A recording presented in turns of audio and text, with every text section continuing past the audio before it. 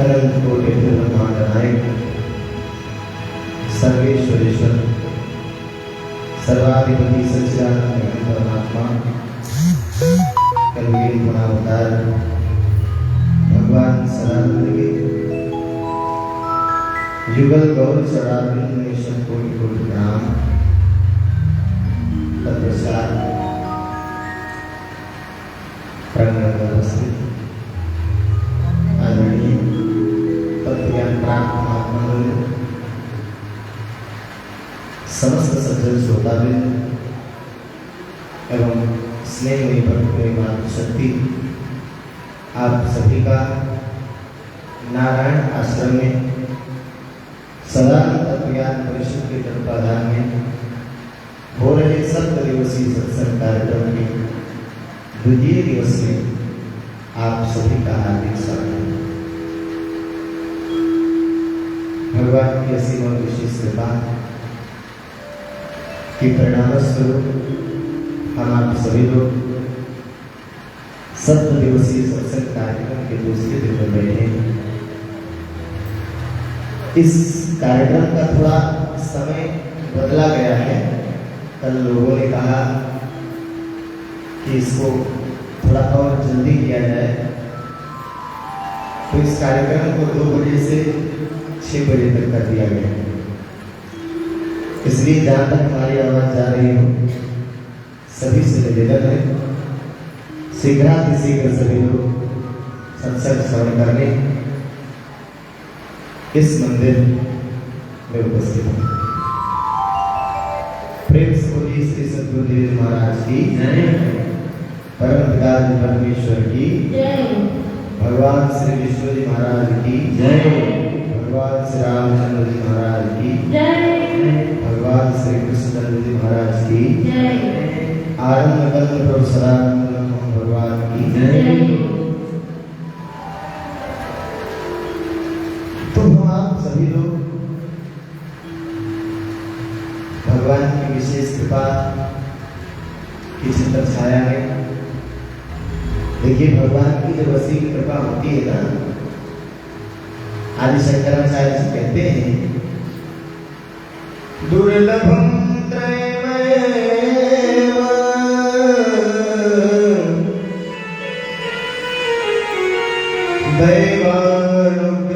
दैवानुग्रहेतुकं मनुष्यत्वं मुमुक्षुत्वं महापुरुष संश्रमः। परमात्मा की जब असीम कृपा होती है अपने जीवात्माओं पर, तो उनको 3 चीज एक साथ प्राप्त होता है। 3 चीज है शादी विवाह घर परिवार बाल बच्चे नहीं। क्या कह रहे भगवान और शंकराचार्य जी कह रहे कि जब परमात्मा विशेष कृपा करते हैं तो 3 चीज एक साथ देते हैं। एक साथ जल्दी नहीं प्राप्त होता, अलग अलग समयों में मिल सकता है, लेकिन तीनों चीज एक साथ मिल जाए। भगवान विष्णु ने तो गरुड़ पुराण में कहा कि एक जन्म की बात नहीं है, हजारों करोड़ों योनियों बाद ऐसा संयोग जीव के साथ होता है।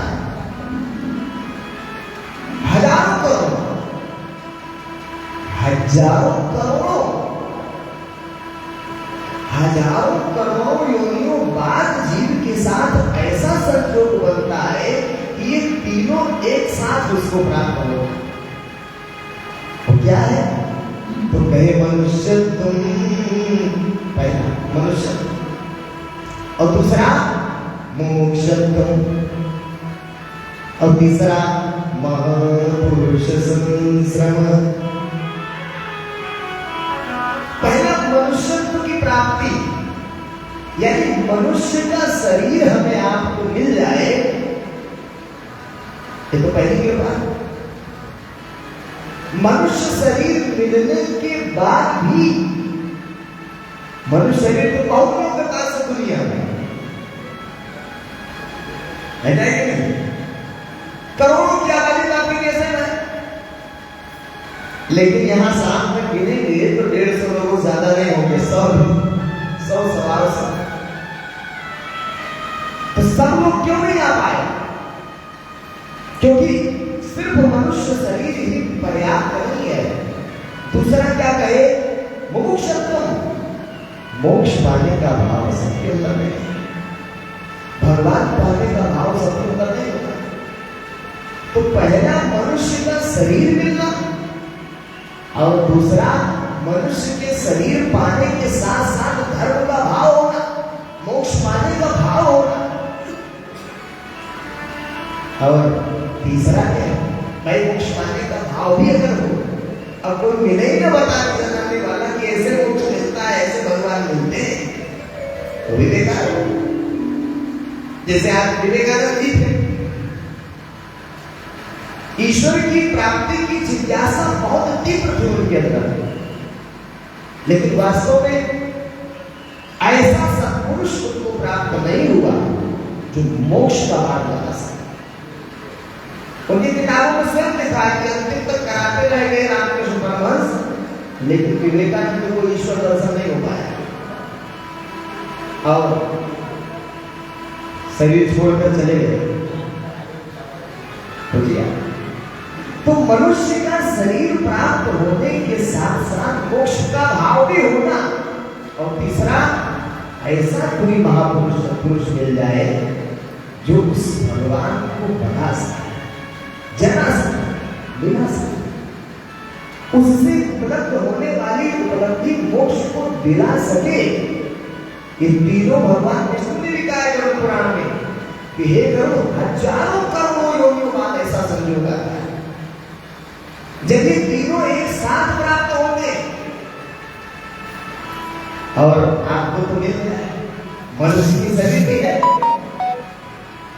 और कुछ धार्मिक भाव भी आपके अंदर इतने आप यहाँ आए हैं और आपको ये सत्संग भी मिल रहा है।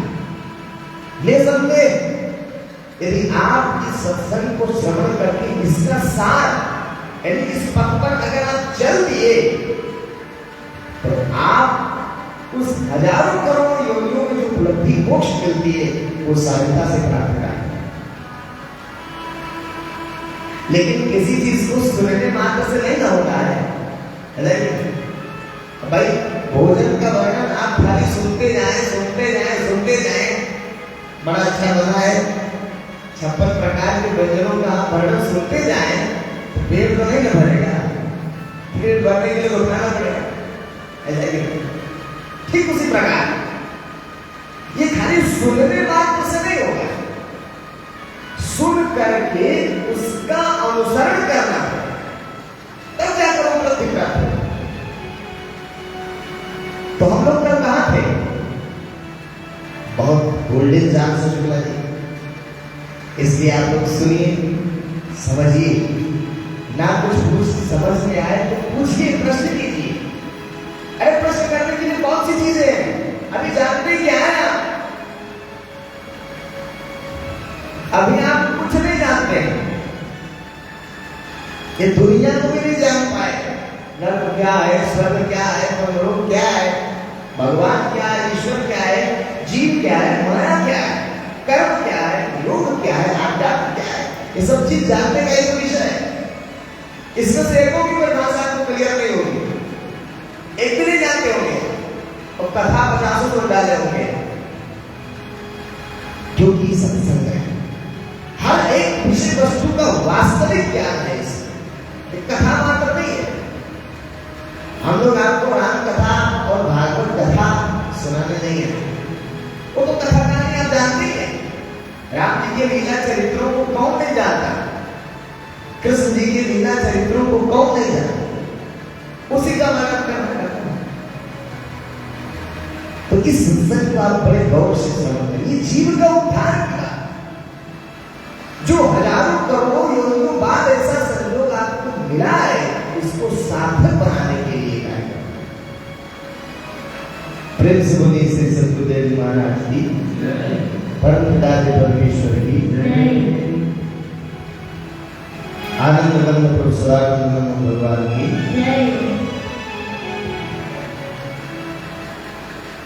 तो कर रहे थे कि परमात्मा ने हमको आपको देव दुर्लभ मनुष्य का शरीर दिया है। क्या दिया? देव दुर्लभ मनुष्य का शरीर। लेकिन मनुष्य का शरीर तो हमको मिल गया, लेकिन किसी वस्तु का आपका बताए थे प्राप्त हो जाना ही पर्याप्त नहीं है। भाई हम आपको बहुत महंगी चीज दे दें और आपको उसके विषय में पता ही ना हो तो आप उसका लाभ नहीं ले सकते। ठीक उसी प्रकार परमात्मा ने तो देव दुर्लभ मनुष्य का शरीर हमको आपको दे दिया अनुग्रह करके, कृपा करके, लेकिन अब इसको करना क्या है? यज्ञ जानकारी का विषय था। क्या करना था? क्या इसको प्राप्त करके बाल बच्चे पैदा करना, शादी विवाह करना, घर परिवार करना था? थोड़ा जानने का प्रयास भी आप लोगों ने नहीं किया।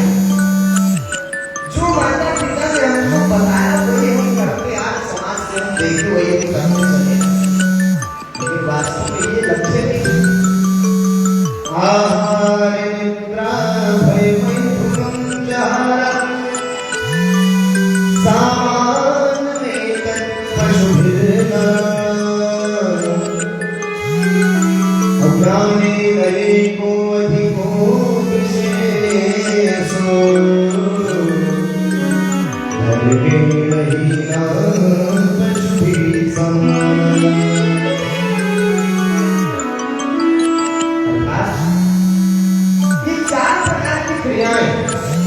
आहार, आहार माने भोजन और निद्रा माने सोना।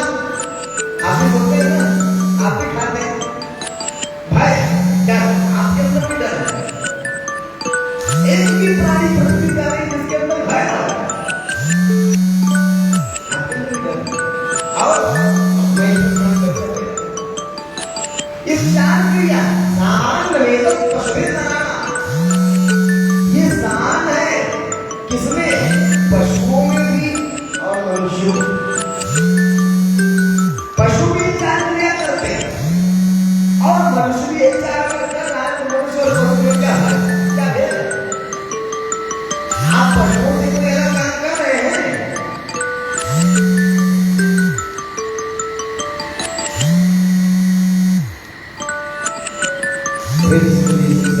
महाराज जी तो अगर यही चार क्रिया मनुष्य होकर भी आप कर रहे हैं तो फिर आपको पशु क्या है?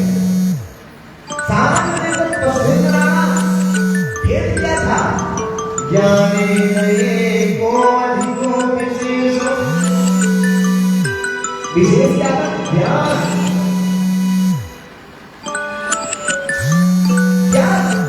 ज्ञान विहीन पशुभिः समान। और ज्ञान से हीन पशु है। तुलसीदास जी कहते हैं कर सुकर स्वामी भले चढ़ता बस देन करे कर सुकर स्वामी भले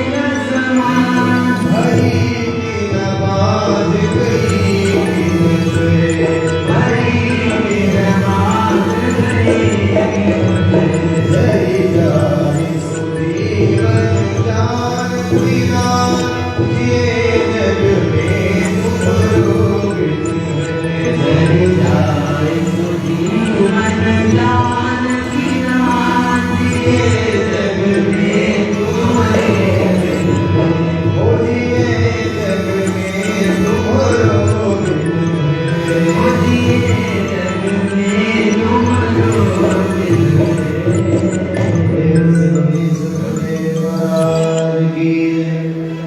परमदार परमेश्वर की तुलसीदास जी कहते हैं, अरे तेरे घर सुकर स्वान भले।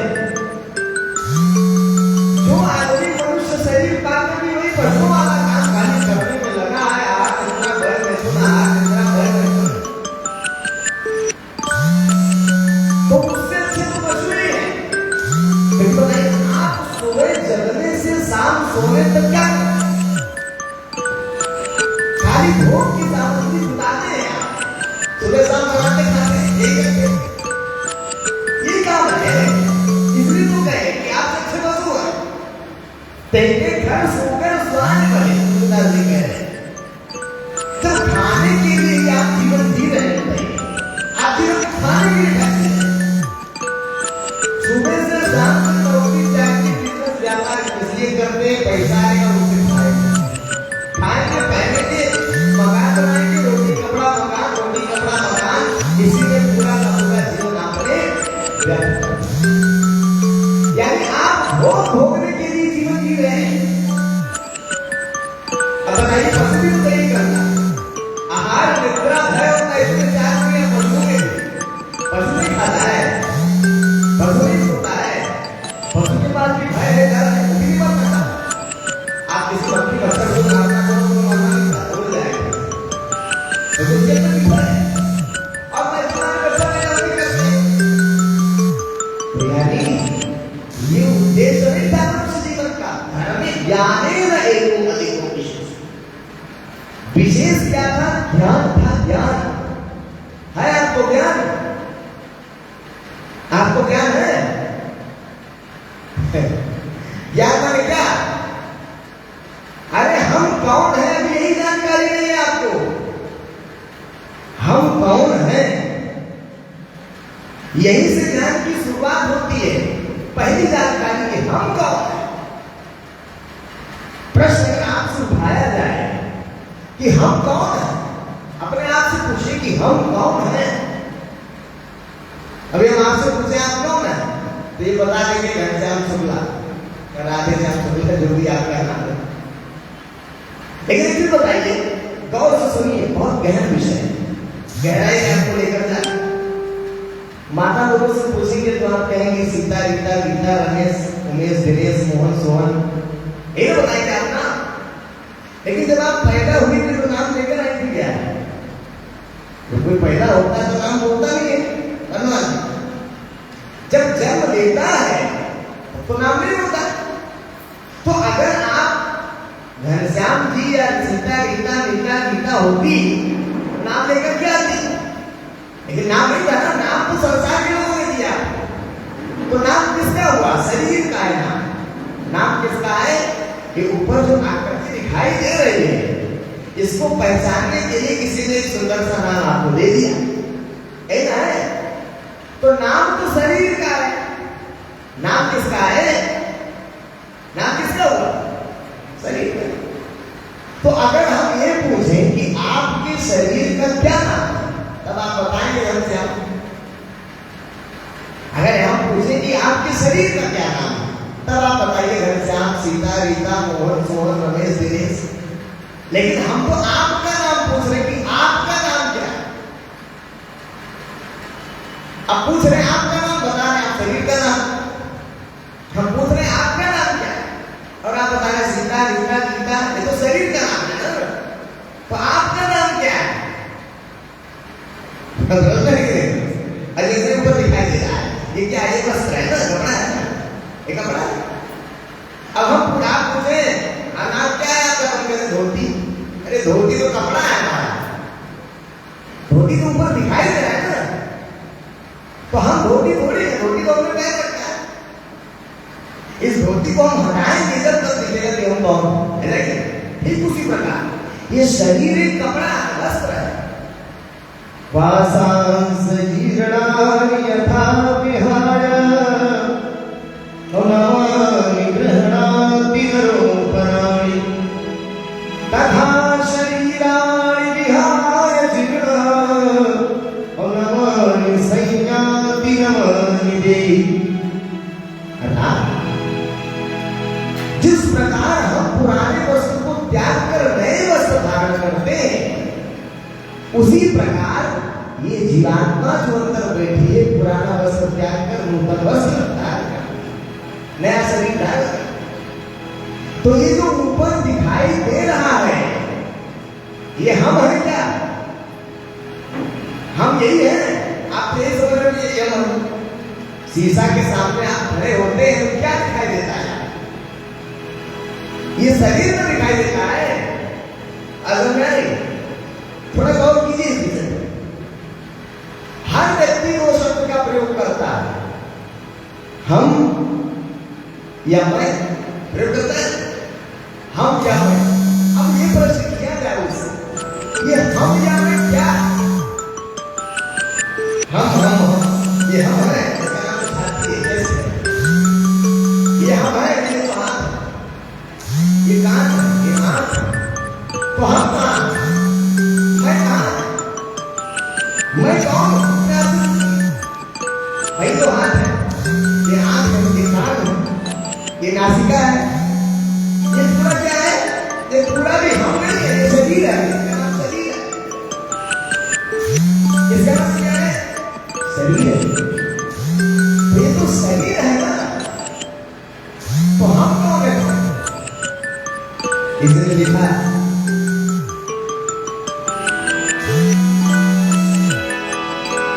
ये मैं किया आती कहाँ से ये मैं किया आती कहाँ से ये मैं किया आती कहाँ से ये मैं किया आती कहाँ से कौन है हमारी आती जहाँ से कौन है हमारी आती जहाँ से कुछ तो बता गए कुछ लोग बता गए कुछ तो बता है तू बोलता या तेरा बोलता है तू बोलता मेरा बोलता है बता के मुख को बोलता है बता के मुख को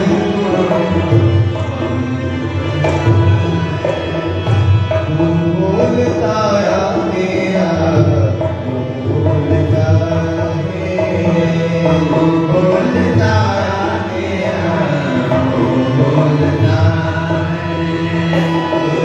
बोलता तेरा बोलता है बोलता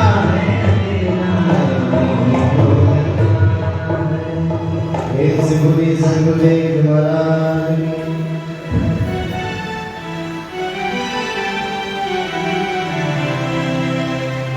ये मैं की आवाज आती कहां से? अच्छा एक एक एक एक ऐसा शरीर है जिसको मुर्दा कहते हैं। मुर्दा कहने से मैं हम नहीं निकलता। खाली जीवित प्राणियों के शरीर से निकलता है मैं हम। ऐसा ही तो कौन बोल रहा है? वो बोल रहा है मुंह तो मुर्दे के पास में कहां बोल आंख तो उसके पास में कहां देखता है कान तो उसके पास में कहां सुनता है नासिका उसके पास में गंध कहां लेता है? इसका मतलब मुंह नहीं है बोलने वाला कोई और है। भाई अगर मुंह ही बोलता तो मुर्दे के पास भी अगर यही पैर चलते तो मुर्दे के पास भी पैर है। इसका मतलब बोलने वाला कोई और है सुनने वाला कोई और है। ये मैं किया आती कहाँ से कौन है वहाँ बड़ी आती जहाँ से कुछ तो पता गए तुझको पता है तू बोलता तेरा मुंह बोलता। कौन बोल रहा है?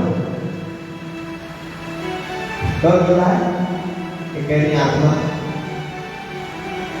आत्मा को देखिए कविया। अब आत्मा है कि जीव है कि परमात्मा है, इसको जानना होगा। देखने के बाद में निर्णय होगा। भगवान जी दिखाते इस शरीर में जो बोलने वाला है ना, तो उसको इस शरीर से पृथक कर देगा। ये देखो, ये है बोले दिखाते थे, दर्शन कराते। देखो तो ये शरीर नहीं हो, ये शरीर तो तुम्हारा वस्त्र है, ये शरीर तो तुम्हारा कपड़ा है। इस कपड़े को जिसने पहन रखा है वो कोई और है। जैसे देखता क्या है, देखती आंख नहीं, देखता है, खाता है, पीता है, दुख सुख की अनुभूति हमारी यही है। अभी आप कट जाए तो इसका मतलब अनुभूति करने वाला जो इसके अंदर है उसको भी जाने देते। कभी आप देखे हैं कैसे मनुष्य आपको अपना परिचय ही में पता नहीं है कि हम कौन हैं। बस तुमको उत्तरायण अब कामे जननी को मैं कौन, तुम कौन, कहां से आए हो और अंततः इस देश को छोड़कर कहां जाना है, ये नहीं जानना चाहिए। अरे सबसे पहली जानकारी यही थी, मनुष्य शरीर आपको मिला तो आप जान ही नहीं पाएंगे हम कौन है। आप क्या समझ लीजिए कि बस यही ऊपर जो दिखाई दे रहा है यही तो हम हैं, लेकिन ये हम नहीं है। अरे बताइए, हम और हमारा दोनों अलग अलग है कि नहीं? हाथ हम है कि हाथ हमारा है? हाथ हमारा है, हाथ हमारा है ना, पैर हमारा है, कान हमारा है, आंख हमारी है, शरीर हमारा है। हम तो नहीं ना शरीर है, हम हाथ है क्या? नहीं, हाथ हमारा है। भाई दोनों शब्द में अंतर है। जैसे हम कहें कि ये माइक हमारा, तो ये हमारा अलग है, हम अलग है, दोनों अलग अलग चीज है। हम कहें हारमोनियम हमारा, तो हमारा अलग है, हम अलग है, दो अलग अलग चीज है।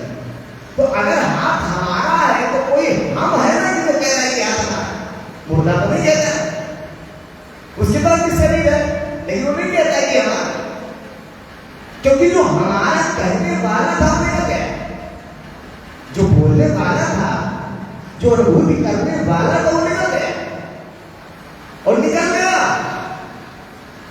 तो शरीर निष्क्रिय मुर्दा। तो हाथ हमारा, पैर भी हमारा, तो हम कोई अलग अलग से, आंख भी हमारा, कान भी हमारा, शरीर भी हमारा, हमारा शरीर है ना, तो हम इससे अलग होगा कि नहीं? जब शरीर हमारा है, जब शरीर हमारा है तो हम इससे अलग होगा कि नहीं होगा? जैसे दो चीज है ना, एक हम है, एक हमारा, दोनों अलग अलग। हम कहेंगे हमारा तो हमारा अलग है और हम अलग है, दो है। तो शरीर आप ही खुद कहते हैं कि हाथ हमारा, कान हमारा, इसका मतलब हम अलग है। शरीर हमारा तो हम अलग हो गए ना। अब वो जो अलग है हम, वही तो हम हैं। लेकिन आप क्या समझते हो कि नहीं ये हम, आप कपड़े को समझ बैठे कि नहीं हम कपड़ा है। जैसे मुस्लिमों में एक ड्रेस चलता है, काला काला पूरा ऊपर से नीचे, नकाब कहते हैं उसको, नकाब, तो उसमें खाली आंख दिखाई देती है। अब आंख से जब बाहर देखेगा तो पूरा काला काला दिखाई देगा, तो क्या वो काली है? वो काली है नहीं, उसका कपड़ा काला। तो अब वो देख करके कहे कि नहीं हम तो काले हैं, अरे नहीं कपड़ा तो हटाओ तब पता लगेगा तुम कौन हो। ठीक उसी प्रकार ये शरीर वस्त्र और जीवन अंदर बैठा है, आंख के माध्यम से बाहर देख रहा है, बात समझ आ रही है? आंख के माध्यम से बात देख रहा है तो उसको दिखाई दे रहा है शरीर को भी कपड़ा, तो उसको लग रहा है कि हम शरीर नहीं हो रहे, लेकिन हम शरीर नहीं है। शरीर हमारा है, शरीर हमारा है। देखिए शब्द में भी भेद आप नहीं समझ पाए, शब्द में भी आप अंतर नहीं समझ पाए। अरे वो नकाब पूरा ऊपर से नीचे तक काला पहना, तो नकाब के आंख बाहर देख रही, तो बाहर देख रही तो पूरा शरीर काला काला दिखा गया, तो क्या इसका है कि वो काला है? नहीं, वो काला नहीं, उसका कपड़ा काला। ठीक उसी प्रकार जीव भीतर बैठा है, शरीर के भीतर, और आंख से बाहर देख रहा है, तो बाहर उसको शरीर दिखाई दे रही है, तो उसको लग रहा है कि नहीं हम शरीर ही है। जब शीशे के सामने आप खड़े होते हैं तो कितना खुश होते हैं, यही तो हम हैं। ना ना ना, भूल में है, भ्रम में। यानी अभी तक आप ये भी नहीं जान पाए कि हम हैं कौन। आप अपने आप को यही हम समझ रहे हैं कि हम, यही तो समझ रहे हैं, यही तो समझ रहे हैं कि ये हम हैं। इसी को देखकर खुश हो रहे हैं कि वाह कैसे हैं हम, पूरा 10 किलो ग्रीन पाउडर इसी पोत कर खत्म कर दिए, और यही बना रह जाएंगे, मिल जाएगा। एक दिन ऐसी दुर्गंध आए कि शरीर से पंचतत्व में विलय हो जाए तो देखना ही पसंद करेगा। जिसके रहने से शरीर जीवित है उसको तो आप जानने समझने का प्रयत्न नहीं किए, क्या विडंबना है, क्या चाहते हैं आप, इसलिए आप सके आप कुछ नहीं जान पाए। अरे अभी तक तो ये भी नहीं जान पाए कि हम कौन हैं, हम कहां से आए हैं, अंततः हमें जाना कहां है। कस्तम को हम पुत्राता, कस्तम तुम कौन, को हम मैं कौन, पुत्राता कहां से, कामे जननी को में दाता, कौन मेरी माता है, कौन मेरा पिता है, कौन मेरी माता है, कौन मेरा पिता है, कहां से आए हैं, तो कहां जाना है। आपने कभी विचार किया? आप इस भौतिक दुनिया को अपना बनाकर बैठे, यही हमारा, अरे ये तो छूट जाएगा इसमें, ये देह भी आपके साथ नहीं जाएगा, इसको भी यही छोड़कर जाना है। और आप समझ बैठे कि हम शरीर है, कितनी बड़ी गलत में आप हैं, कितने बड़े भ्रम के आप शिकार हैं। अभी तक आप अपने अस्तित्व को भी नहीं जान पाए कि हम कौन हैं। भगवान जी दिखाते थे, क्योंकि हम लोग भी कभी आते से सामान्य मनुष्य, एक साधारण घर परिवार में रहने वाले, जब ज्ञान मिला भगवान जी का तब पता लगा कि क्या है, क्या है। देखो हम कितने बड़े भ्रम में थे। सब दुनिया का सबसे पहला झूठ है मैंने आपको शरीर मानना, हम शरीर है, लेकिन आप नहीं समझ रहे। भगवान कृष्ण तो यहां तक का उत्क्रामंतम स्थितम वापि अभुञ्जानामागुणान्वितम् अभिमूढानानुपश्यन्ति पश्यन्ति चक्षुषा। हे अर्जुन, बड़ी विडंबनापूर्ण बात है कि अपने ही शरीर में बैठा जो बोल रहा है उत्क्रामंतम वो निकल जाता है, स्थितम वापि इस शरीर में बैठा है स्थित, भुञ्जानामागुणान्वितम् और वही खा रहा है, वही खा, वही सब भोगों को भोग रहा है।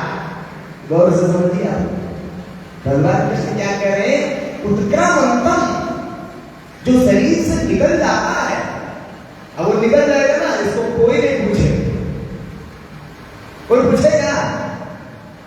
पति पत्नी से बड़ा भी स्नेह करते होंगे ना, तो एक दिन से ज्यादा नहीं करते, निकाल के बाहर करते। तो सच्चा साथी कौन है इस शरीर का? जीव है, और उसकी बात दुर्गति कराने में लगे। संसार में रहेगा कहाँ जाएगा, घर में जाएगा। उसके कल्याण के लिए जीवन मिला है और उसका वास्तव में वही सच्चा साथी है।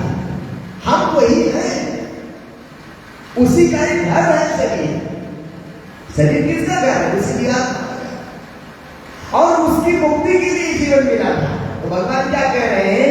उत्क्रामंतम स्थितम वापि, ये अर्जुन जो इस शरीर से निकल जाता है, स्थितम वापि, जो शरीर में अभी बैठा हुआ जिंदा जिंदा कहला रहे, पुंजानामाग्रामिदम, वही सभी गुणों को भोगता है। और बड़ी विडंबनापूर्ण बात है कि विमूढ़ानाम पश्यन्ति, जो नहीं देखते, नाम पश्यन्ति, वो विशेष प्रकार के मूर्ख है। सुनना जी, अब आप डॉक्टरेट हो जाए, आप पीएचडी भी कर जाए, डॉक्टर ऑफ फिलोसफी हो जाए, दार्शनिक भी हो जाए आप, तो भगवान क्या कह रहे हैं? आप मूर्ख हैं सबसे बड़े दुनिया में। दुनिया की नजरों में तो आप बहुत बड़े पढ़े लिखे विद्वान हैं, लेकिन जब धार्मिक दृष्टिकोण से देखा जाएगा, ज्ञान वाली आंख से देखा जाएगा, तो भगवान कह रहे विमूढ़ा, खाली मूर्ख नहीं, वो पढ़ा लिखा मूर्ख है, खाली मूर्ख नहीं है, वो पढ़ा लिखा मूर्ख है। विमूढ़ा नाम पश्यन्ति, जो नहीं देखते, किसको? अपने अंदर बैठे जीवात्मा को नहीं देख पाएगा।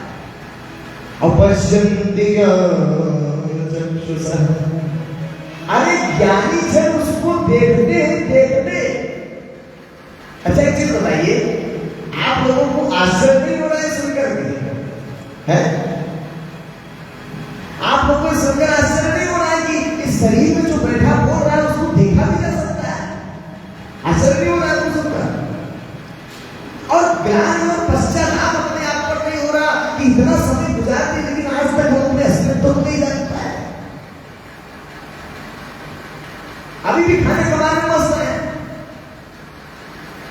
मतलब इतना उम्र गुजार दिए हम, अभी तक अपना परिचय नहीं जान पाए कि हम कौन हैं, हम कहां रहते हैं, हमें जाना कहां शरीर छोड़।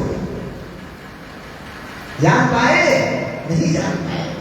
इसलिए तुलसीदास जी का तुमसे अच्छे तो पशु, क्योंकि जब अपना ही परिचय आप नहीं जान पाए। बताइए, अपना परिचय कौन नहीं जानता?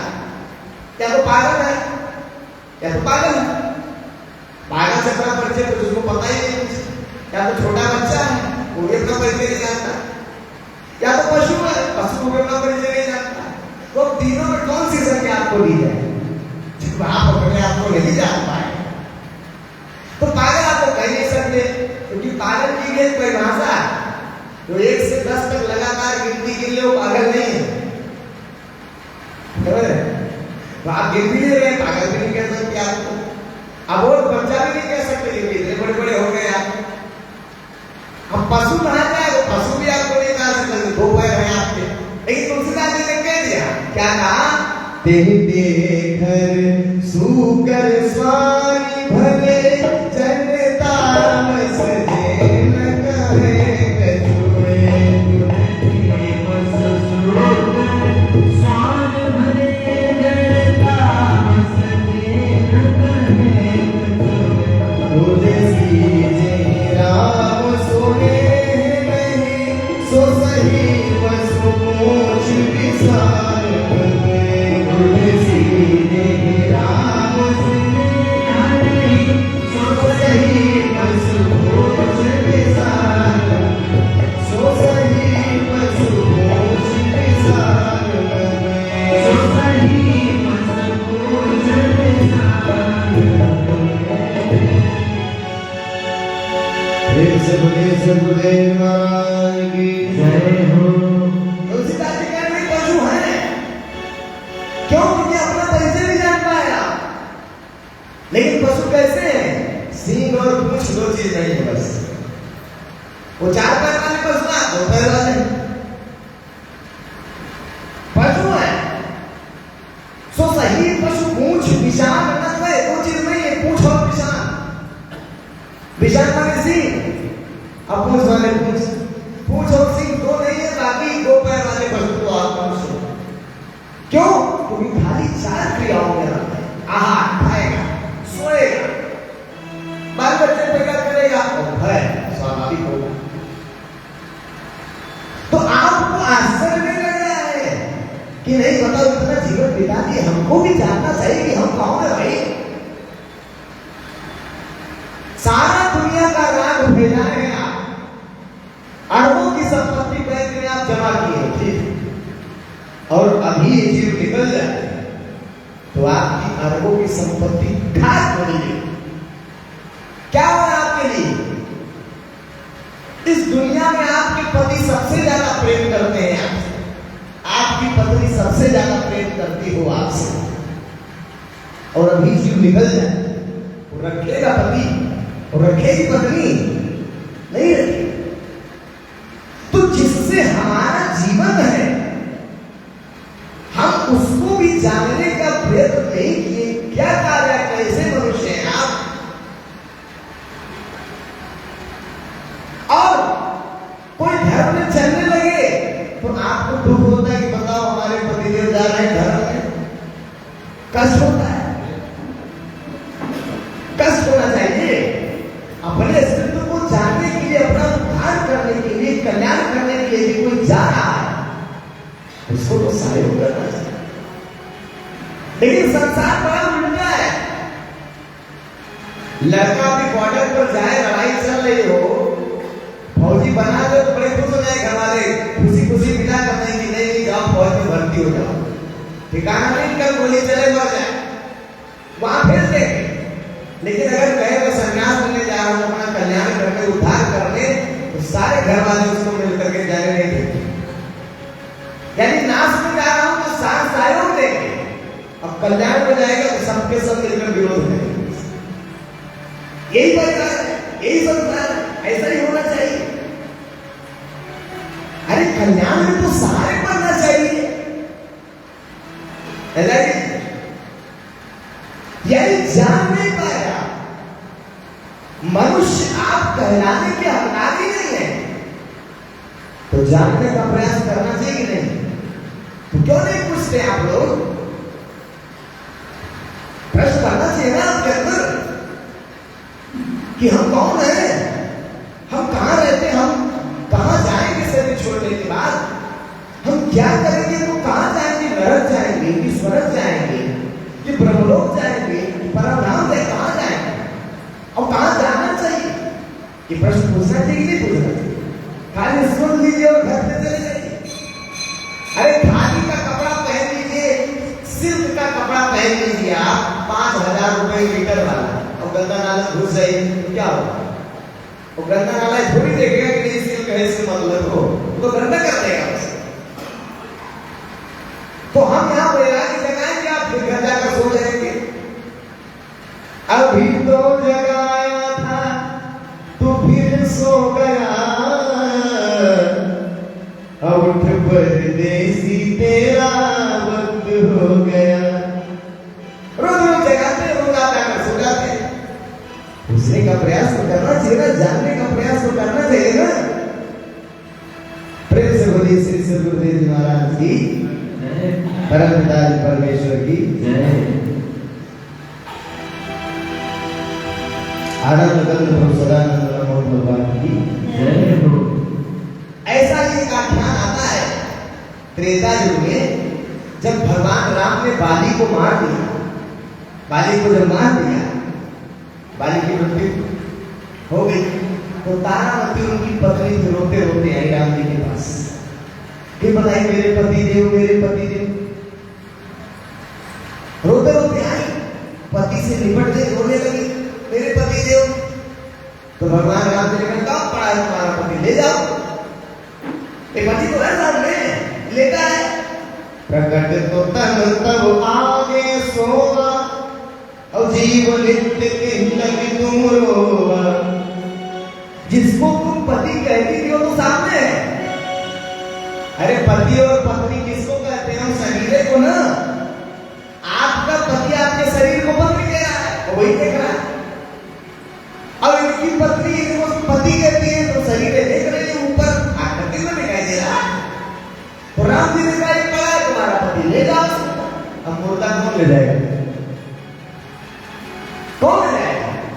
हे प्रकट तो तन तब पावे सोमा, जिसको तुम पति कहते शरीर का पति था, वो शरीर तो बड़ा ले जाओ के, और वो जीव रहने वाला था, उसको तो तुमने कभी देखा ही नहीं।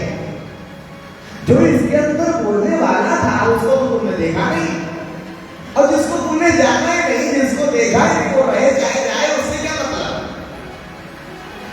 बाद में तारामती को भगवान ने ज्ञान दिया कि देखो तुम शरीर नहीं हो, और ये भी शरीर नहीं था, इस संसार में तुम आए शरीर धारण करके, तो एक संयोग हो गया, फिर जाना अपने अपने स्थान पर। ये परिवार क्या है?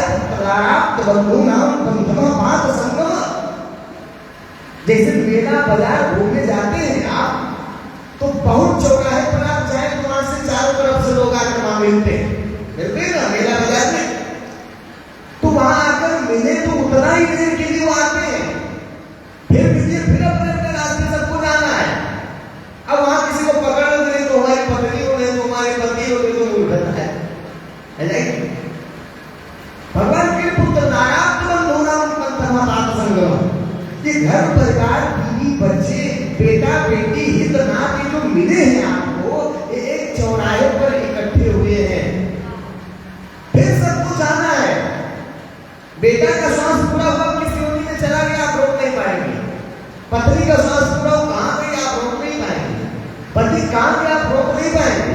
बेटी कहां गई, कहां से आई थी, कुछ पता नहीं है आपको, यही तो अज्ञान है। तारामती को भगवान ने ज्ञान दिया, और ज्ञान देकर ये दिखाया, देखो तुम शरीर में, तुम जीवात्मा, तुम परमात्मा के अंश हो, तुम्हें परमात्मा से मिलना है। ये शरीर पति नहीं है, ना ये बच्चे हैं, ना ये संसार तुम्हारा। ये शरीर तो तुम्हारा है ही नहीं, ये संसार भी कैसा दिख रहा है ऐसा नहीं है, इसीलिए ज्ञान की जरूरत है। सोचिए आप 40 साल 50 साल 60 साल तक लोग यहाँ बैठे हैं, 70 साल तक लोग बैठे हैं, लेकिन अभी तक हम ये नहीं जान पाए कि हम कौन, हम कहाँ रहते हैं। और जब हमको आप नहीं जान पाएंगे ना, तो इस संसार को भी आप नहीं जान सकते, क्योंकि इस संसार को देखने की क्षमता उस जीव के पास है। जब जीव संसार को देखेगा ना, तब वास्तव में संसार सही देख पाए। अभी तो शरीर देख रहा है संसार, समझा नहीं। ऐसे समझिए जैसे चश्मा लगा लो आप, लाल चश्मा लगा तो सारा दुनिया लाले लाल दिखाई देगा। काला चश्मा लगा लीजिए तो सब काले काला दिखाई देगा। हरा चश्मा लगा लीजिए तो सब हरे हरा दिखाई देगा। तो क्या ये सही है कि दुनिया हरा लाल या काला है? नहीं, हमारा चश्मा लाल काला, गौर से समझिएगा। इस बार हमारा चश्मा लाल है तो दुनिया लाल दिखाई देगी। तो हम शरीर की आंख से ही संसार को देख रहे हैं ना, इसलिए दुनिया हमको सत्य दिखाई दे रही है। दुनिया सत्य नहीं है, ये दुनिया इतना झूठ है, इतना झूठ है, इतना झूठ है, लेकिन आपको सत्य मालूम होगा। आप इसको रटिए मत, इसको जानने का प्रयास कीजिए कि मिथ्या है संसार, ये इतना मिथ्या संसार है। ब्रह्म सत्य जगत मिथ्या आपने पढ़ा होगा, भगवान जी दिखाते हैं। पहला दर्शन भगवान जी का संसार को मिथ्यात्व का रहेगा कि देखो इस दुनिया इतनी झूठ है, इसका नाम ही है माया। इसका नाम क्या है? क्या नाम है? माया। माया मतलब जानते हैं, संस्कृत शब्द है माँ। माँ माने नहीं, और या माने जो। माँ और या दो शब्द है। माँ माने नहीं और या माने जो। जो नहीं है फिर भी दिखाई देता, यही तो माया है। अरे बहुत सी ऐसी चीजें हैं जो नहीं है फिर भी दिखाई देती है। शीशे में अपना चेहरा देखते हैं ना, तो शीशे में आप बैठे हैं क्या? नहीं है, आप फिर भी दिखाई दे रहे हैं नहीं शीशे में, फिर भी दिखाई दे रहे हैं। तो बहुत सारी चीज दुनिया में ऐसे दिखाई दे रही है तो सही नहीं है। ऐसे ही झूठा संसार, मां माने नहीं, या माने जो। जो नहीं है फिर भी दिखाई दे रहा है। पाएंगे जब तक जीव को नहीं जानेंगे आप। जब तक अपने आप को नहीं जानेंगे कि हम कौन है, हम कहां बैठे, हमें कहां जाना है पता, इसको जब तक आप नहीं जानेंगे तब तक इस संसार को भी आप नहीं जान सकते। एक पंक्ति आती है, झूठ हूं सत्य जाहि बिनु जाने, जिन भोजन बिनु कोई जाने। झूठ हूं सत्य जाहि बिनु जाने, जिन भोजन बिनु कोई जाने। जिन जाने जग जाए राई, जागे जथा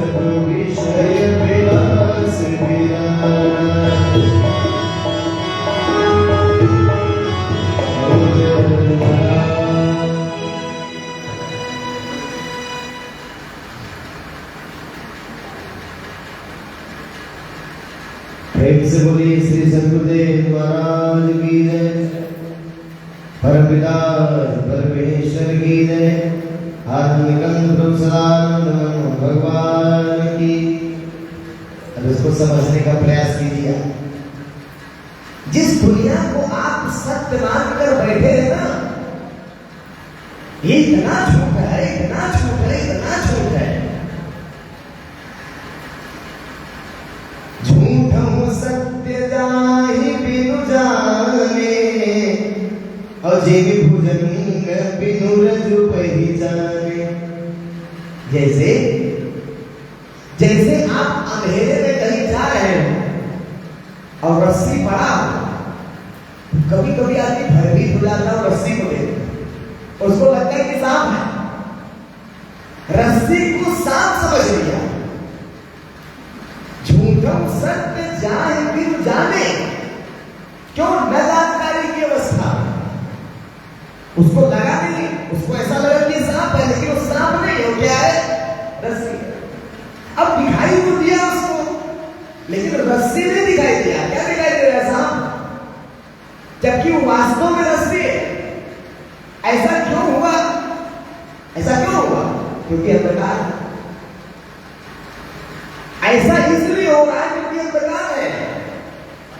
यदि प्रकाश होता, जैसे ही टार्च जलाएगा उस रस्सी के ऊपर, सारा भ्रम समाप्त हो जाएगा। क्यों ये तो रस्सी है, ये तो हम तो झूठे सांप समझ बैठे, ऐसा नजर आ रहा है।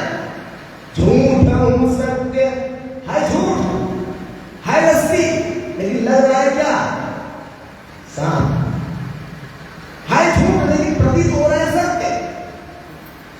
जैसे शीशे में आप दिखाई दे रहे लेकिन है नहीं का, तो झूठे ना है।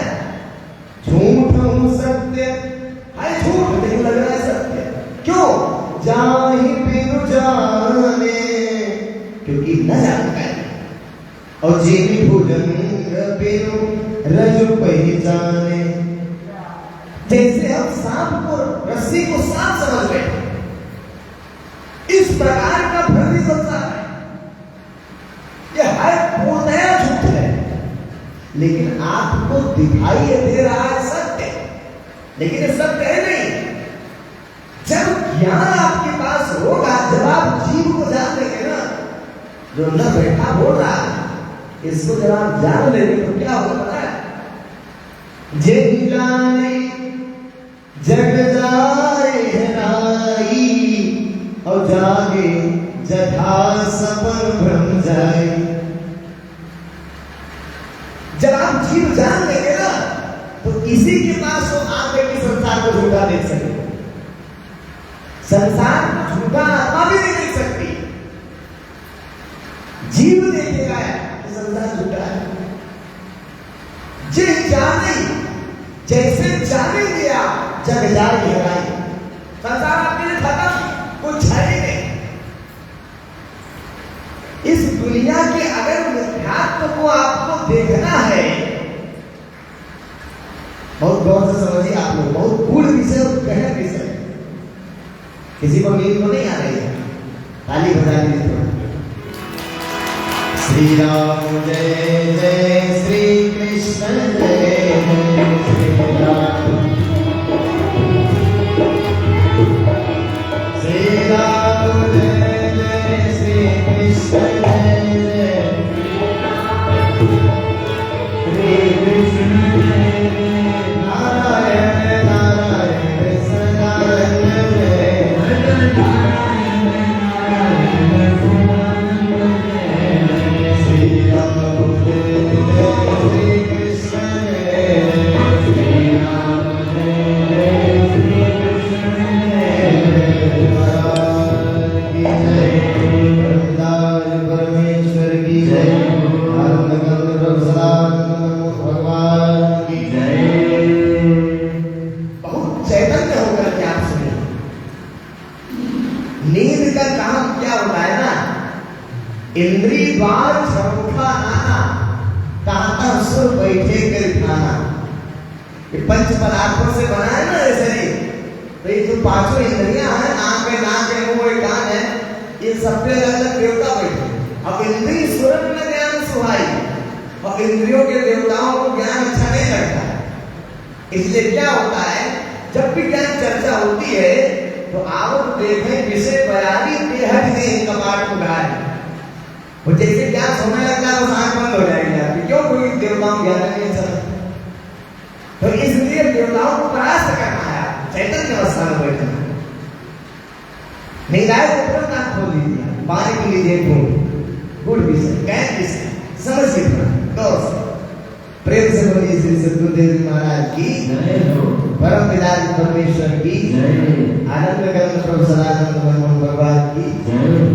तो ये संसार जिसको आप देख रहे हैं, आप सत्य मानकर जिसको बैठे हैं, ये इतना झूठ है, इतना झूठ है, इतना झूठ है। समझिए आप, झूठम सत्य जाए फिर जाने। जैसे अंधेरे में रस्सी पड़ा हो तो आपको सांप लगा। क्यों सांप लगा? क्योंकि अंधकार। तो अज्ञान का अंधकार है आपके पास, ज्ञान तो है नहीं। इसलिए ज्ञान की उपस्थिति में संसार आपको सत्य दिखाई दे रहा है कि सब कुछ, ये वाला लड़का है, ये वाली लड़की है, ये सब सत्य नहीं है। आप ऐसे देखिए ना, व्यवहार में देखिए, सारा माया जाल आप फैलाए। बहुत प्रेम है आपको लड़का से, पति से, पत्नी से, और जैसे सो गए आप, याद रह जाता है कुछ। अरे ये भी नहीं याद है कि जमीन पर सोए कि पलंग पर सोए। यही से सोचिए आप, कितना झूठ चलता है। आपको ये भी नहीं याद रहता है कि हम किससे कितना प्रेम करते हैं, हम कहां सोए, कितना झूठा होता है। जो सपने सिर काटे कोई, तो बिनु जागे दुख दूर न होई। अगर सपने कोई आपका सर काटने लगे तो तब तक आपका कष्ट नहीं दूर होगा, तो जग रहा है। तो ठीक उसी प्रकार सारा दुख, सारा तकलीफ, सारा कष्ट तब तक है जब तक आप अज्ञान। जैसे जगह के आपका यही जाने जग जाए। जब आप जागृति हो जाएंगे, जग जाएंगे, जान जाएंगे, ज्ञानवान हो जाएंगे, तो पता लगेगा संसार को इतना झूठा है। क्यों होना है? किसके लिए होना है? अकेले आए हो, अकेले जाओगे। हम परमात्मा के, किससे वो करना, क्या करना है? ये धन क्या दे देगा आपको? धक्का छाती में लाद कर ले जाओगे, कफन में जेब नहीं होती है। तो ये सब मिथ्या लगने लगेगा, ये सब झूठ लगने लगेगा, लेकिन सत्य क्यों लग रहा है? क्योंकि अंधकार अज्ञान रूपी अंधकार है। अब इस दुनिया की वास्तविकता को अगर आपको देखना हो, कैसे देखेंगे? ऐसे समझिए, आप इसे चश्मा लगा लीजिए, आप चश्मा, तो लाल चश्मा लगाइए तो सब लाल लाल दिखाई देगा, हरा लगाइए तो सब हरा दिखाई देगा। तो ऐसा नहीं कि दुनिया हरा लाल है, तो आपका चश्मे का कलर अलग है। तो ठीक उसी प्रकार ये शरीर एक चश्मा है, ये शरीर क्या है? चश्मा। और इस चश्मे को लगा करके जीव अंदर से देख रहा है, बात समझ नहीं भाई, जीव अंदर बैठा है। अब ये शरीर पंच भौतिक पदार्थों का चश्मा है, तो इस चश्मे के अंदर से देख रहा है, इसलिए दुनिया उसको सही लग रही है। भाई तो कलरफुल चश्मा लगा कर आप देखेंगे तो जिस कलर का चश्मा होगा वैसे दिखाई देगा संसार। तब देखो दुनिया दिखाई देगी कैसी। अगर चश्मा लगा कर देखना है तो जैसे आप लगाए चश्मा, रंगीन चश्मा, कलरलेस चश्मा, वैसे लगाना पड़ेगा। दो स्थिति में देखेगा ना भाई, चश्मा अगर लगा कर आप देखोगे दुनिया को तो जिस कलर का चश्मा है वैसे ही दुनिया दिखाई देगी। ठीक उसी प्रकार ये शरीर जो आपका है ये पंचभौतिक है, तो इस पंचभौतिक पदार्थ के चश्मे से जीव अंदर बैठ कर देख रहा है, इसलिए दुनिया सत्य दिखाई दे रही है आपको। अब दो पद्धति है अगर सही में आपको देखना है संसार। पहला पद्धति क्या है? ज्ञान रूपी चश्मा लगाओ। पहला क्या है? चश्मा लगाना तो कलरलेस लगाओ, रंगीन। और दूसरा या तो चश्मा उतार कर रखो, तब देखो सकता है। तो आप भी दो पद्धति है, या तो इस शरीर को उतार कर रख दो आप, तब दुनिया देखो। जय जाने आपको पता लगेगा कि जैसे आप इस शरीर से बाहर निकलेंगे ना, कि संसार समाप्त आके दुनिया खत्म, दुनिया खत्म, कुछ है ही नहीं संसार, एकदम मिथ्या दिखाई देगा। जैसे कुछ सर काट रहा है आपका सपने में, तो बहुत दर्द हो रहा है, चिल्ला रहे हैं, जैसे जगह सब खत्म, कुछ नहीं, सब झूठ, सब मिथ्या। ऐसे ही संसार इतना मिथ्या है।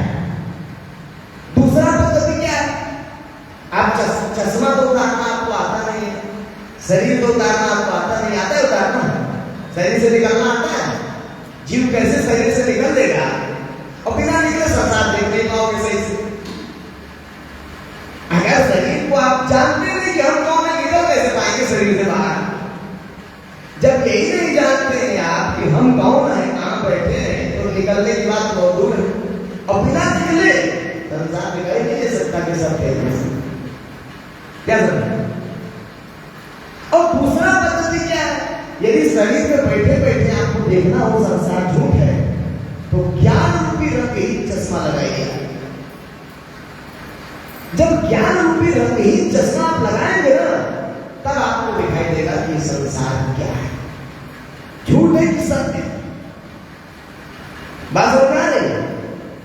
तो ये इतना झूठा संसार है, इतना झूठा संसार है, जैसे आप सिनेमा हॉल में गए ना पिक्चर देखने, सिनेमा हॉल में जाइए तो उस पर्दे पर जितना कुछ चलता है क्या सही है? सब कुछ सब झूठ। लेकिन उस 3 घंटे के लिए इतना मस्त हो जाते हैं आप उसको देखने में कि आपको अपने शरीर का भी भान नहीं रहता है, एकदम उसी में आप गड़ाए, हंसता भी आदमी, रोता भी उसको देखकर, लेकिन उसकी एक भी घटना सत्य नहीं, सब शूटिंग किया है नहीं? ऐसे दुनिया, ये प्रकृति परमात्मा का एक खेल है, और इस खेल को आप सत्य मानकर बैठ गए, यही आपके दुख का कारण है, यही आपके दुख का कारण है। आप मान बैठे कि हमारा लड़का, तो हमारे बच्चे को कुछ दुख होगा, तकलीफ होगा, तो आप रोएंगे। अस्पताल भरा है लड़कों से, आपको कष्ट नहीं होगा, लेकिन अपना लड़का अस्पताल जाएगा तो आपको दर्द होगा। क्यों? क्योंकि उससे मोह हो गया। ये मोह ही तो है जो आपके दुख का मूल कारण है। क्यों? यह ज्ञान है। अज्ञान की अवस्था में सारे संसार, घर परिवार हाय हाय करके अपना बनाए बैठे हैं। यही आपके दुख का कारण है। एक आपको इसी पर एक दृष्टांत आता है, सुनाता हूं आपको, ध्यान से सुनिए। प्रेम से बोलिए श्री सद्गुरुदेव महाराज की, परम पिता जी परमेश्वर की, आनंद कंद प्रभु सदानंद भगवान की। एक बार राजा जनक का एक आख्यान आता है। राजा जनक रात को सो रहे, तो सोते हुए उन्होंने एक स्वप्न देखा और बड़ा भयावह स्वप्न देखा। क्या था उस स्वप्न? उन्होंने देखा कि किसी दूसरे राज्य के राजा ने हमारे राज्य पर चढ़ाई कर दी, और जब चढ़ाई किया तो हमारी सारी सेना मारी गई। राजा जनक की सारी सेना मार दी गई। राजा जनक की सारी सेना जब मार दी गई, इस स्वप्न में देख रहे हैं, ये सब कुछ स्वप्न में देख रहे हैं कि किसी दूसरे राजा ने हमारे राज्य पर चढ़ाई कर दिया और सारे राज्य को विध्वंस कर दिया, और राज्य कैप्चर करने के लिए वो अपनी सेना लेकर आगे बढ़कर आ रहा है। मंत्री दौड़कर आया है और राजा से कहा कि राजन, सारा राज्य दुश्मनों ने कब्जा कर लिया और अब आपको बंदी बनाने के लिए आ रहे हैं। अब ये सब देखते बहुत भय हो गया। जब वो आया, मंत्री कहा अगर अपना जान बचाना चाहते हो तो आप भागिए राज्य से। अब राजा जनक भाग गए, किसी तरह जान बचाकर सुरंग के रास्ते से अपने भागना शुरू किया। भागते भागते भागते भागते जंगल, घनघोर जंगल में पहुंचे। जब जंगल में पहुंचे तो घनघोर जंगल भूख और प्यास के मारे तड़पने लगे। कहीं ना पानी, ना कहीं भोजन मिला। कितने दिन बीत गए। अब उस भूख प्यास में वो सोच रहे, अब ये सारी चीज स्वप्न में देख रहे हैं। राजा जनक ये सारी चीज स्वप्न में देख रहे हैं, लेकिन आपने भी स्वप्न देखा। कोई भयावह दृश्य स्वप्न में आता है तो आप भयभीत हो जाते हैं, जबकि आए झूठ जगह के वजह से ये तो स्वप्न था, है झूठ ना, लेकिन सत्य लग रहा है, लेकिन सत्य है नहीं। सत्य है नहीं, लेकिन सत्य प्रतीत हो रहा है। तो राजा जनक ने सोचा कि हम जा रहे हैं तो कहीं हो सकता है, कहीं रोशनी जहां चलता हो वहां कोई रहता हो, तो उसके यहां जाएंगे तो शायद भोजन पानी कुछ मिल जाए। अब ये सोच करके वो रोशनी को खोजना प्रारंभ किए। फिर से बोलिए श्री सद्गुरुदेव महाराज की जय, परम पिता परमेश्वर की जय, आनंद कंद प्रभु सदानंद भगवान की जय। सोचिए जहां रोशनी चल रहा होगा वहां कोई रहता होगा, तो वहां अगर कोई रहता है तो वहां भोजन पानी मिल जाए। यह सोच करके राजा जनक थोड़ी देर में देखे कि एक कुटिया है और उसमें जल रहा है एक दीपक। वहां पर गए तो एक माता थी, बूढ़ी माता के पास गए और कहे माता बहुत दिन से भूखे और हमको कुछ खाने के लिए, अगर नहीं दोगे तो हमारा प्राण निकल जाएगा, हम इतने दिन से भूखे कैसे। अब वो माता कुछ बना खा चुकी, उसने कहा थोड़ा पहले आप आए होंगे तो हमारे पास भोजन था, आपको खत्म हो गया। अब क्या होगा? तो ऐसा लोगों को बैठो, हम दोबारा हमारे लिए बनाते हैं। तो सस्ता भोजन वही चावल खिचड़ी बनाई रही, और वही गर्मा गर्म खिचड़ी बना करके पत्तल पर डाल दिया। जब पत्थर पर डाल दिया तो अब इधर तो चूल्हा जले, भूख लगी, और उधर भोजन चले, खाएंगे। उधर भी क्या हुआ, जंगल से बढ़ते हुए आए और खिचड़ी को इतना भूखा प्यासा आदमी। अब राजा जनक चिल्ला कर रोने लगे, पसीना से तत्पर हो गए। सपने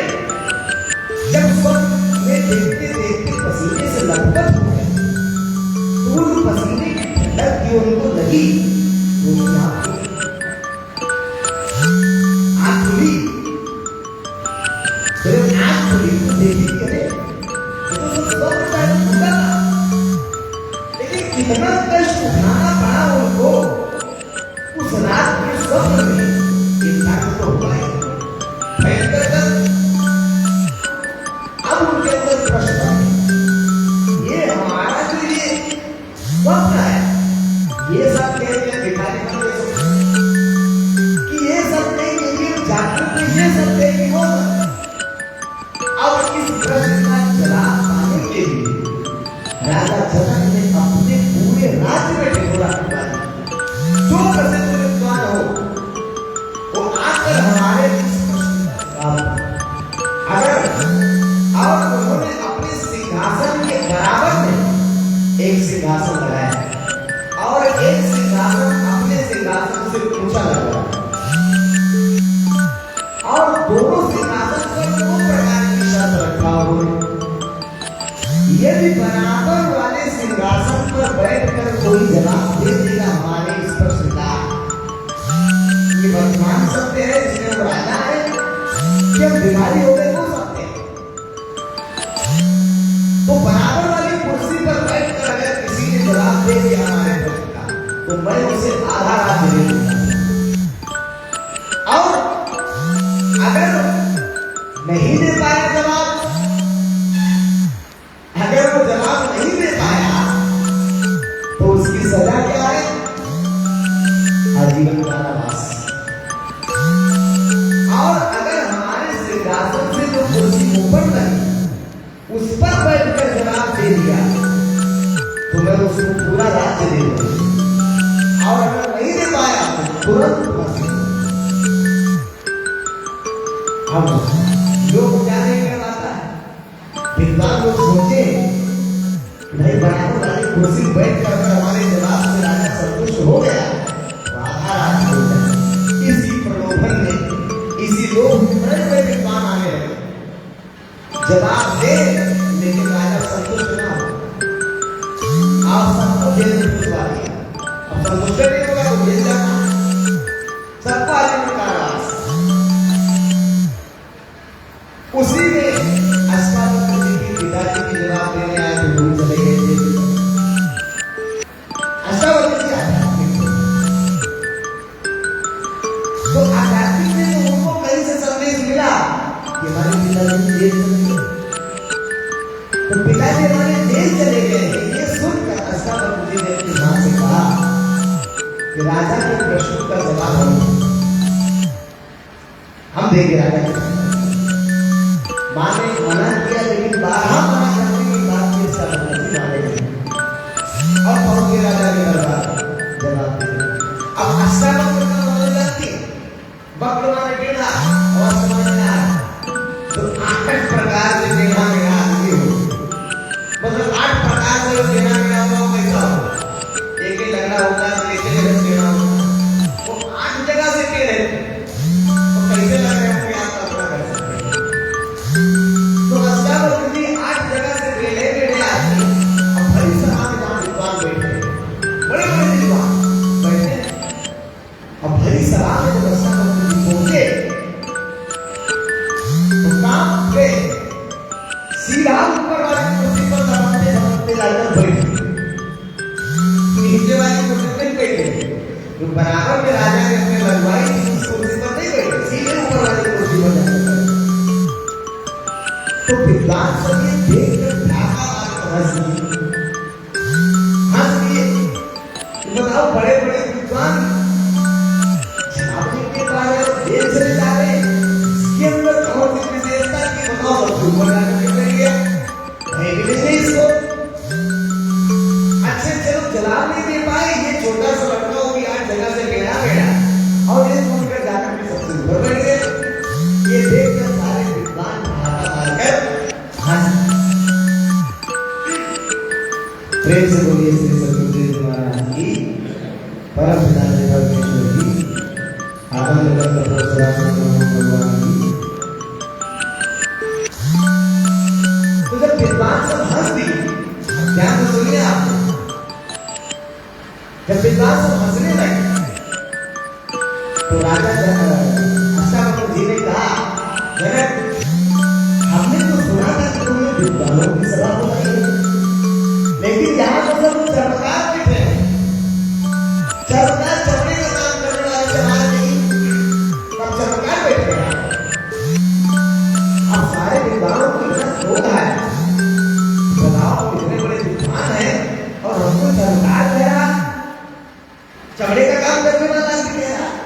इतने बड़े विद्वान है। जब ऐसा कहा अष्टावक्र जी ने, तो राजा जनक ने प्रश्न किया कि ये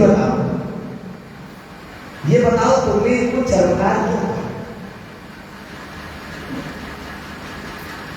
तो अष्टावक्र जी ने कहा कि देखिए, हमने चमत्कार तो बाद में कहा, पहले लोग हंसे, तो पहले इनसे हंसने का कारण पूछिए, क्यों हंसे?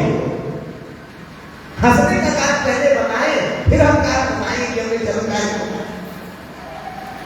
तो भाई हंसने का कारण सीधा सीधा था, भौतिक दृष्टि से ही चर्म चक्षुओं से देखे 8 अंग से बिना में आदमी और नमक झमक के सबसे ऊपर वाली कुर्सी पे जाकर बैठ गए, इसलिए हंसे हम लोग। बस अब आप जवाब दो, भाई आपने चमत्कार क्यों कहा? तो क्या हमने इसीलिए चमत्कार कहा क्योंकि इन्होंने हमारे चमड़े को देखा, बाहर चमड़े को ना हमारे देखा, और चमड़ा कौन देखता है? चमत्कार देखता है। अभी इन लोगों ने हमारी विद्वता को देखा नहीं, हमारे अंदर कितना ज्ञान है ये तो देखा नहीं। बराबर जी, हमारे अंदर कितना ज्ञान है, कितनी जानकारी है, तो लोगों ने देखा नहीं। और हमारे चमड़े को देख कर ये लोग हंस लिए, तो चमड़ा तो चमत्कार ही ना देखता है, इसलिए सब चलता है। अब इतना सटीक जवाब कि भाई विद्वान हो तो विद्वता वाली दृष्टि से देखो, चमड़े वाली दृष्टि से तो चमत्कार देखता। सारे विद्वान निशब्द हो गए, अस्तब्ध रहे। तो बड़ा प्रकार है, राजा जनक को भी लगा कि हाँ, ये प्रश्नों का हमारे जवाब दे सकता है। अब क्या हुआ? कहे चलो ठीक है, अब प्रश्न हो जाए। मंत्री खड़ा होकर प्रश्न बताने लगा कि राजा जनक के राज को ऐसा ऐसा सत्र देगा। तो अष्टावक्र जी ने उसको डांट कर बैठा दिया कि प्रश्न तुम्हारा है कि राजा का है तुम्हारा? और जब राजा का प्रश्न है तो तुम क्यों बोल रहे हो? क्या तुम्हारा राजा गूंगा है? उससे कौन खड़ा होकर प्रश्न करे? यानी उसको यह अभिमान नहीं कि मैं राजा हूं, तो इस समय में महाराजा, उससे कुर्सी मेरी ऊपर, उससे मेरी कुर्सी ऊपर है, मैं महाराजा हूं इस समय। यदि उसको राजा होने का अभिमान है, कहो राजा से अपने प्रश्नों का उत्तर ले और अपना प्रश्न स्वयं खड़ा होकर कहे। राजा जनक ने सारी स्थिति बताई। महाराज ऐसा हुआ, रात को हमने स्वप्न देखा, अब हम स्वप्न में एकदम दरिद्र हो गए, खाने को नहीं था, ऐसा ऐसा हुआ, पूजा के यहाँ गए, सारी घटना बताया आपको। तो अष्टावक्र जी ने कहा कि अच्छा ठीक है, आपने इतना कुछ देखा, तो किसी भी चीज को सत्यापित करने के लिए प्रमाण की जरूरत होती है। गौर से समझिए, किसी भी चीज को प्रमाणित करने के लिए प्रमाण की आवश्यकता होती है। यहां तक कि आप पेंशन लेने जाते हैं तो हर महीने जितना करने का प्रमाण देना पड़ता है, मतलब कागज में प्रमाण दीजिए। आप जितना है हम नहीं मानेंगे, आप भले हमारे सामने खड़े हम नहीं मानेंगे, प्रमाण कागज में होना चाहिए कि आप जिंदा हैं। तो किसी भी चीज को प्रमाणित करने के लिए प्रमाण की जरूरत होती है ना। आप कह रहे हैं कि भाई स्वप्न में हमने ऐसा ऐसा ऐसा ऐसा देखा और उन्हें दलित लोग हमारे भूख के तड़पड़ा रहे थे, प्यास के बारे छटपटा रहे, तो इसका क्या प्रमाण है? किस राजा ने आपके ऊपर चढ़ाई किया? कौन सी वो बुढ़िया आपको जंगल के लिए जिसका पता बताओ, उसका नाम बताओ। या जिस पत्थर में आपको उस बुढ़िया ने भोजन पहुंचता था, पत्थर ही लेकर के आओ। अरे कुछ तो प्रमाण हो कि आपने देखा। आप कोई प्रमाण तो हमको दीजिए, तब ना हम मानेंगे कि आपने वो चीज देखा है। पहले स्वप्न का क्या है? स्वप्न को उठे तो गायब हो गया। तो पहले बताइए, अब जिस चीज का कोई प्रमाण ही ना हो उसको सत्य माना जा सकता है? जिस चीज का कोई प्रमाण ही ना हो तो उसको सत्य कैसे कहा जा सकता है? इसका अर्थ वो सत्य नहीं। पहला समाधान हो गया। अब दूसरा समाधान कि अभी मैं राजा हूं, अभी मैं राजा हूं, इसका प्रमाण अभी तो मैं राजा हूं, सब लोग कह रहे हैं राजा, ये तो सत्य है। अच्छा तो एक चीज बताओ, जिस राज्य पे आप शासन कर रहे हैं, ये राज्य आप कहीं से लाए हैं या आप बनाए हैं? तो पहले हमको ये लाए नहीं, हम बनाए भी नहीं, तो ये तो हमारे पिताजी ने हमको दिया।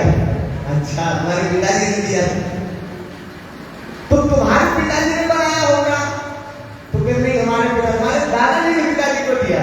तो फिर अच्छा, तो तुम्हारे दादाजी ने बनाया होगा। तो कहते नहीं, उनके दादाजी ने उनको दिया, वंश था। तो कहते एक चीज बड़ी आश्चर्य की है, राज्य एक ही और मालिक 10 कैसे हो सकते हैं? भाई किसी एक ही का राज्य होगा, एक ही वस्तु पर इतने लोगों का आधिपत्य कैसे हो जाए? राज्य के लिए आपके दादा भी कहते थे कि हमारा है, हमारा है, हमारा है। और जब हमारा है तो तुम्हारे परदादा कहाँ गए? अरे तो वो तो चले गए। कहाँ चले गए? ऊपर लोग चले गए। तो ले क्यों ले गए जब उनका था? तो भाई देखिए, किसी का कोई सामान होता है और आदमी परमानेंट कहीं जाता है तो लेकर जाता है कि नहीं जाता? हाँ, परमानेंट अपना घर छोड़ेंगे तो सारा सामान लेकर ताला लगाकर बंद जाएंगे। तो जब आपके परदादा का ये सामान था तो लेकर क्यों नहीं गए? क्यों नहीं गए लेकर? इसका मतलब कि उनका नहीं था, रहेगी तुम्हारे दादा का। तुम्हारे दादा भी उसको कहते नहीं हमारा है, हमारा है, हमारा है। तो उनका होता वो भी लेके जाते, वो भी छोड़ के चले गए। तुम्हारे पिताजी भी यही कहते रहे कि हमारा है, हमारा है, हमारा, एक ही राज्य और 3 लोग कहते हैं। और उसी तरह तुम भी कह रहे हो कि हमारा है, हमारा है, हमारा है। कैसे तुम्हारा हो सकता है? जब तुम्हारे दादा का नहीं हुआ, तुम्हारे दादा का नहीं हुआ, तुम्हारे पिताजी का नहीं हुआ, तो तुम्हारा ये राज्य कैसे हो जाएगा? इसका यह भी सत्य नहीं है कि तुम राजा हो, न वो सत्य है और ना ये सत्य, ये माया है।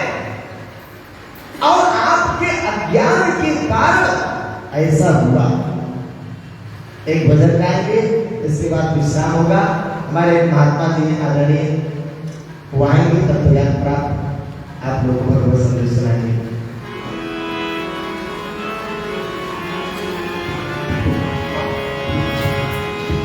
बहुत कठिन है राम,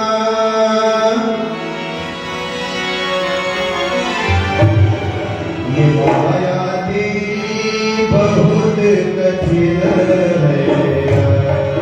ये माया तेरी बहुत कठिन है, ओ बहुत कठिन है राम, बहुत कठिन है राम, बहुत कठिन है राम, ये माया तेरी बहुत कठिन है राम।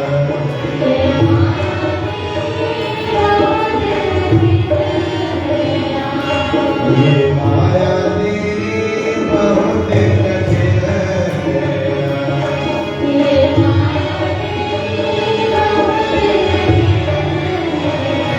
हे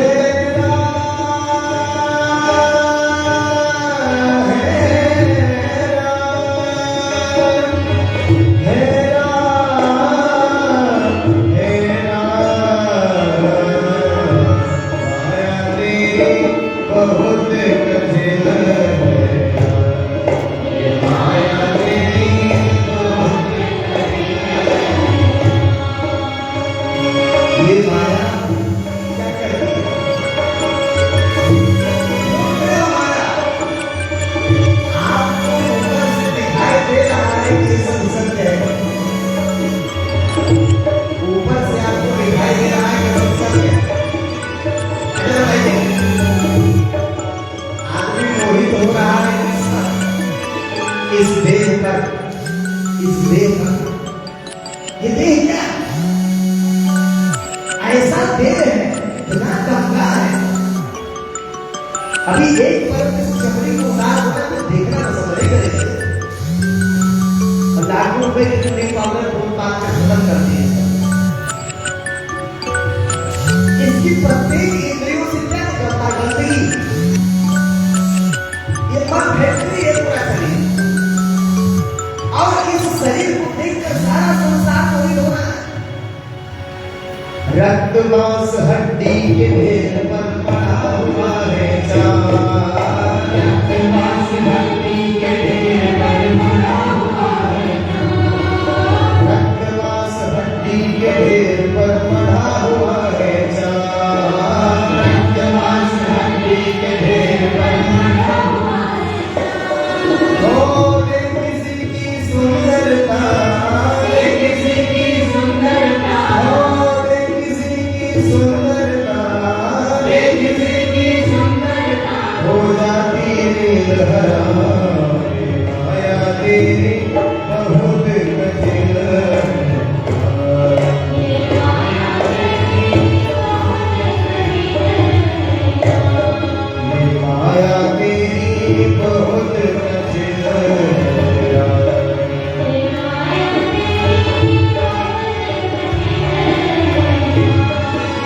दुख में सुख दिखला के बनाती, दुख में सुख दिखला के बनाती, दुख में सुख दिखला के बनाती, दुख में सुख दिखला के बनाती, ओ बड़े बड़ो भूला, ये माया तेरी बहुत कठिन है। ये माया तेरी बहुत कठिन है। ये माया तेरी बहुत कठिन है।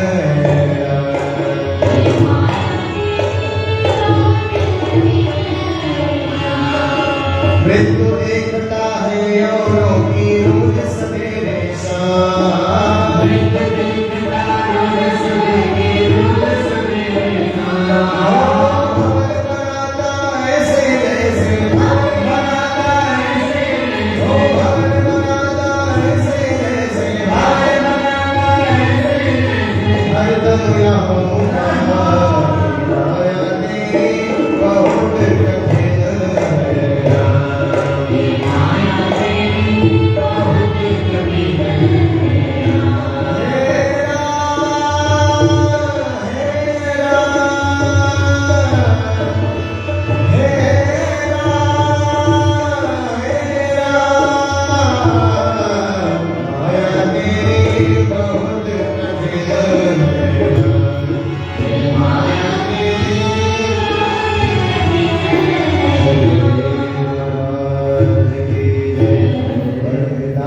परमेश्वर की जय। आनंद गंध प्रभु सदानंद नमो भगवान की जय।